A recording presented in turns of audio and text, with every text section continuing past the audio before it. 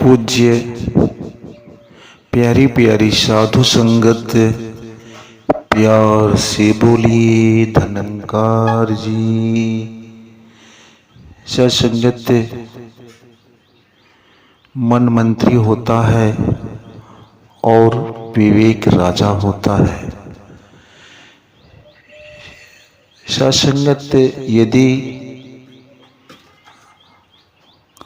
राजा विवेकशील होता है तो फिर सत्संगत तो वह मंत्री के बहकावे में नहीं आता।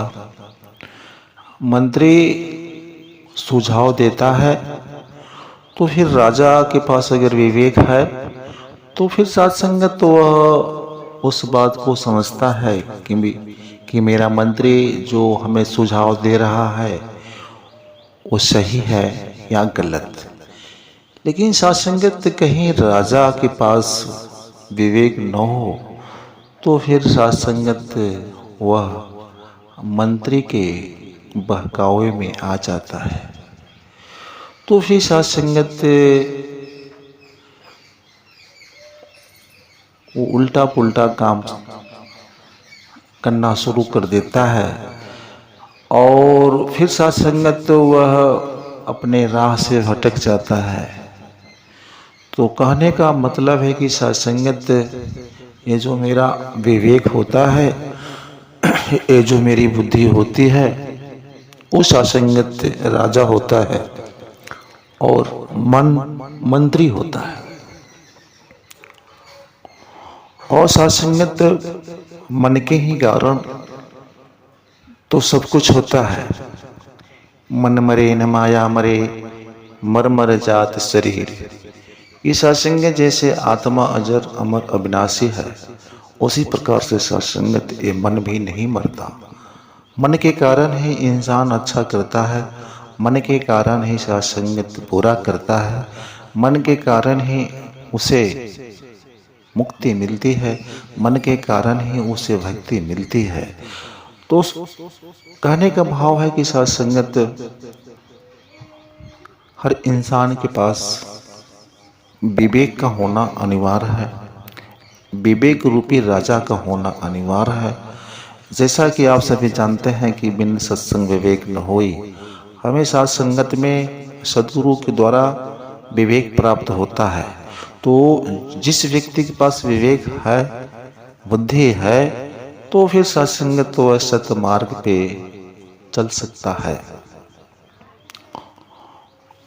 बाकी सत्संगत जिसके पास विवेक नहीं है, अपने मन की करता है, तो फिर सत्संगत मन का काम ही है कि उसे अच्छा कार्य अच्छे नहीं लगते और सत्संगत बुरे काम मन को बहुत अच्छे लगते हैं। सत्संगत इसमें मन का भी देखते हैं तो दोष नहीं लगता, क्योंकि सत्संगत 84 लाख योनियां मन अपने मन का ही किया, जिसे उसे जो चीज उसे अच्छा लगता है विशेष तरह से, तो फिर सत्संगत तो उसे बस वही पसंद है। और भक्ति तो बिल्कुल उसको पसंद ही नहीं है, उसको बस उसी में आनंद, उसी में महसूस करता है इस माया के जाल में। और इसी कारण से सत्संगत मन को अच्छी बात नहीं पसंद आती, बस उसे सुख आनंद भोग विलास ये सब बातों में उसका ज़्यादा से ज़्यादा रुचि रहती है। इसी के कारण सत्संगत या भक्ति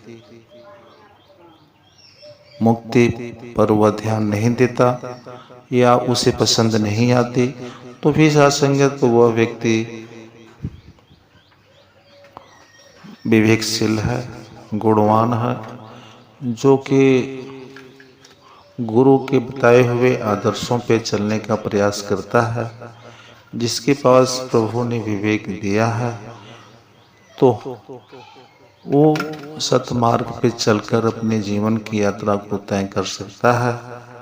तो इसीलिए सत्संगत दास के विचार में आया कि मन मंत्री होता है और सत्संगत विवेक राजा होता है। प्यार से बोलिए।